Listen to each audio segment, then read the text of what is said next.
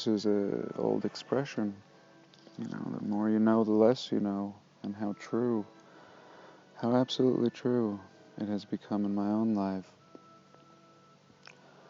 And, you know, when I think about power and the things that Nikola Tesla gave us 100 years ago that we're still not using. We're still not using free power because of the powers that be. They would lose so much money. And Tesla gave us absolutely free power. I mean, completely free power. And had patents. To this day, you can look up the patents. And the information is there. And in the 50s, Henry Murray, out of Salt Lake City, produced or replicated Tesla technology and created free energy systems and applied for the patents, had working models, thousands of people saw them. And yet the Patents Office refused his patents. Not that they didn't work and produce free power, 100% clean, free power, but they refused under the grounds that he couldn't prove the source of his power. Well, that becomes almost a spiritual question. You know, that gets really deep. The source, you know, really going to the source. The earth itself. I thought I knew the earth, and then I realized we're using old science and old stories and everything I've seen from the moon landings, and all this is Hollywood, and it seems so obvious.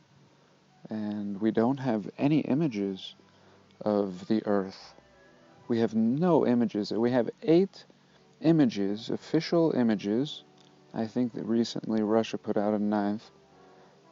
And these are absolutely ridiculous images. Even NASA admits that those are not real images. They're composites. They absolutely admit it. And yet they take trillions of dollars from us. And that's all I want from NASA, is a real picture of Earth. Nobody's ever seen a real picture of Earth. A little slice here, a little slice there. You'll see a fisheye lens perspective of the Earth. But if you look carefully, you'll see a whole continent taking up the whole Earth. That's not a real representation of the Earth. That's a little chunk of it. And it's been fisheyed. We don't actually get pictures of the Earth. And when we send balloons up, the Earth appears to continue to be flat. There is no curvature measured. And NASA could put this to bed. You know, they really could. Give us a picture if it's true. Turn the Hubble around. Give us a picture of the Earth. Give us a 24-hour video of the Earth spinning. Nobody's ever seen that except in Hollywood movies. And it's really fascinating, actually, that we're not more critical, and that we don't question, and we don't hold those that tell us these things accountable. Why don't we have a say in the space program? We would have a say in the educational program. If there were atrocities, we would say something. Parents would speak out, and they do every day. But when it comes to this, our very foundation of existence, nobody seems to care. Are we so preoccupied in our jobs and our conditioning? I beg that we wake up. And if we put a video, a time-lapse in the sky, it just goes around the North Pole. Polaris, that's why they call it Polaris, the North Pole, the pole star. And everything spins around it, as if.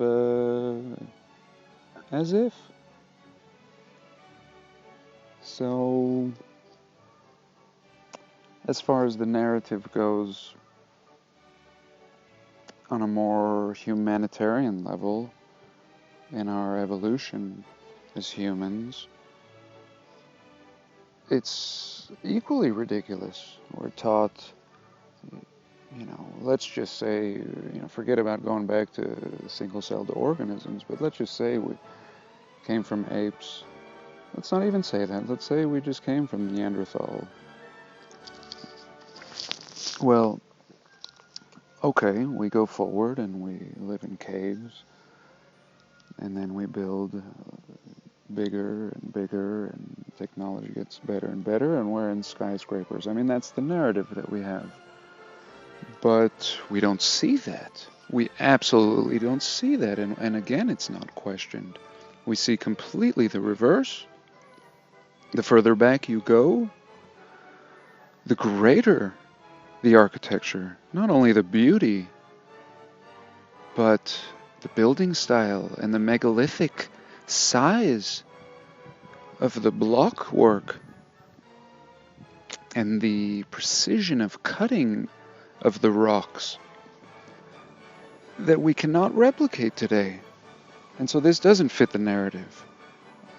We're primitive now, and we've lost so much. We've lost the ability to build these grand pieces of architecture. And I think it goes back to every single part of our art, for example, hasn't progressed. Our music hasn't progressed. I don't know if anything has progressed.